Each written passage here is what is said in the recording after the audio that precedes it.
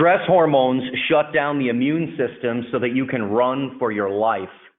This is Stuart Tomk, Vice President of Science, Regulation, and Education here at CV Sciences, and today we bring you 6 powerful strategies for managing stress. Our speaker today, Dr. Colonel Michael Lewis, was on the ground when SARS and bird flu broke out. His book, When Brains Collide, is available on Amazon right now. Colonel Lewis is truly an expert in this field, and what you'll hear from him are his 6 strategies for managing stress. Doctor, please take it away. Thanks, Stuart.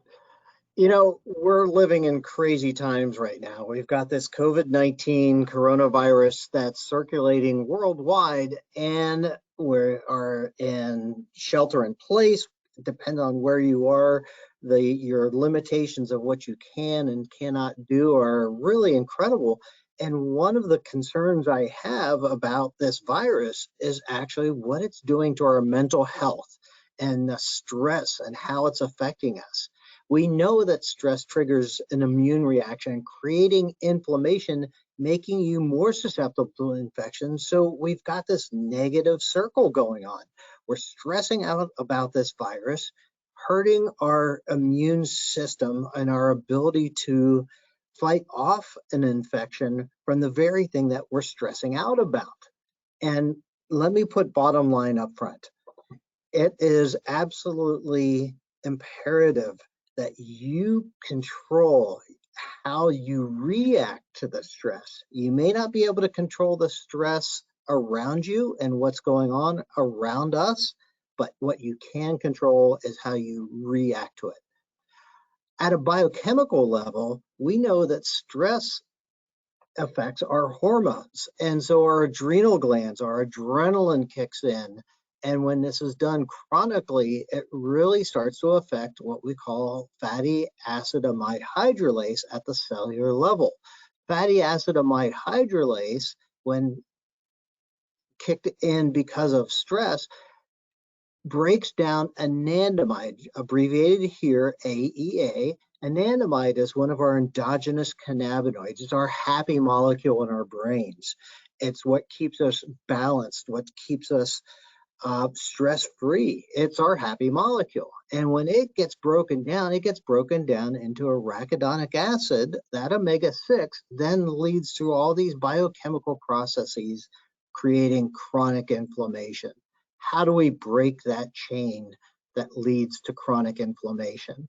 Well, I came up with 6 strategies to manage stress, which you see listed here, and we'll go through each one of these one at a time and give you some ideas how we can manage the stress. And again, let me re-emphasize, this is what you can control. You make the choice on adhering to these 6 things.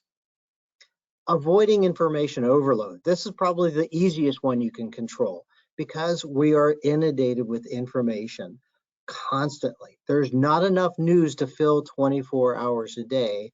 And so what we hear on the news is usually opinions that are filling in all the times that there really isn't any news. When we were kids, you got a morning newspaper and maybe watched the evening news. You got a little bit of information, enough to keep you informed. Now we have these supercomputers in the palm of our hands, and we're constantly on social media, which fills in even more opinions about what's going on. The most important thing you can do is limit the access to this amount of information overload. Put your phone down, take a break from it. Realize that the experts on TV and certainly on social media don't always know so much about emerging infectious diseases. They're just giving you opinions and causing more stress and anxiety. One of the things that is most important that you should do, and this is in daily life, is a healthy diet and exercise, what we call lifestyle medicine. This is giving us an opportunity to take a pause in the crazy rat race of life, and we could really focus on the things that are important day in and day out, starting with a healthy diet. Consume natural foods whenever possible. Avoid simple sugars, candies, sodas, fruit juices, fried foods, processed foods, all the things that feed, it's like fuel for stress and fuel for inflammation. And again, that inflammation continues to put more stress on our immune system. And so avoid the simple sugars, cake, candy, eat healthy, focus on fruits and vegetables, focus on what nature gives us to eat. And when appropriate, you can even supplement these with dietary supplements that can help support your immune system, everything from fish oil to vitamin D to vitamin C and zinc and other things. I mentioned exercise. You know, a lot of people are under the impression that we are on a lockdown and you can't go outside even to exercise. That's ridiculous. You need to get outside and you need to exercise. You need to get some fresh air, and it's a good source of vitamin D. Let the sun bathe your face to get more vitamin D. But exercise also helps improve and change our brain function. It gives more blood flow to the brain and helps actually increase that anandamide molecule I talked about earlier, where it helps us feel good. That runner's high, that's anandamide. And it also helps strengthen our immune system. So get outside, get some fresh air, get some sunshine, and exercise. And you could do that with people you love. When everything's shutting down, maybe the best thing is to take a walk with your family in the woods or a bike ride through a park. Now, maintaining your social distancing and within the guidelines, for sure, but be with people you love. I'm thrilled to see that people are reaching out and doing things using that technology to do things like have virtual birthday parties or virtual happy hours. But, you know, take this opportunity to reach out to people that you love and people that you haven't talked to in a while, and use the technology for good, not just for the information overload.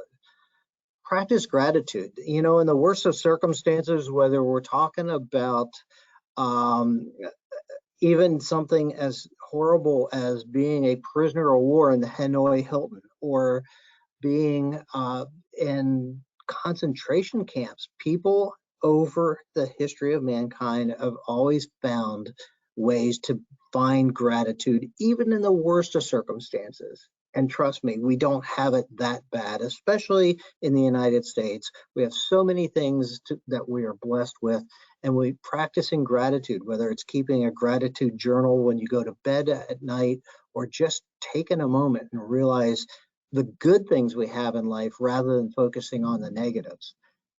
Some people find meditation can help. You know, the idea of taking a few moments to just slow down, to block out the world. At a minimum, take a couple of deep breaths when you feel like stress is getting the most of you. You know, you don't have to go sit on a mountaintop with your legs crossed and be practicing meditation. Meditation is simply as, it can be as simple as just taking a couple good, slow, deep breaths, and in, hold it, and then let it out. And trust me, you do 3 nice, slow, deep breaths, it will calm your system down. You will feel it immediately. I'm going to throw in a bonus. I love CBD. And, you know, World War II brought us the saying in England, keep calm and carry on. I've co-opted that. I think keep calm and take CBD. It helps support our immune system, our immune function, can help support our dealing with stress. It's not a cure. It's not prevention. It can just help support things. And we know that at a biochemical level as well. And when we look at what I showed you before with the stress, CBD actually blocks the fatty acid amide hydrolase. It keeps our happy molecules around longer, and subsequently can also have a direct effect on inflammation. So keep calm, take CBD, and carry on. Thank you, doctor. That was spectacular. Just to summarize what you said, I got the sense that you're also suggesting that our brain is a chemist. And based on what we think and how we react and what we eat, that we really may have much more influence over our health outcomes than we had thought. Is that correct? Absolutely. The power of the human mind is beyond our comprehension. And like I mentioned, even in the worst of circumstances, we still have control how we react to that. And we have the ability to see the good in the world and to control our minds, and subsequently can control the stress that affects our body. And so it really ultimately gets back to being a choice. Choose to be happy, choose to be healthy. Thank you, Dr. Lewis, for a great presentation. I really smiled from ear to ear when I saw that beautiful plate of food, trying to imagine you eating like that for 31 years in the Army. It was a nice reminder that we need to eat healthy food, turn off the television, turn off the phone, meditate, be grateful. And thank you so much for a powerful reminder. Make sure to like and subscribe CV Sciences on youtube.com. Search CV Sciences on YouTube and make sure to like and subscribe. Until next time, this is Stuart Tomk, Vice President of Science, Regulation, and Education, signing off.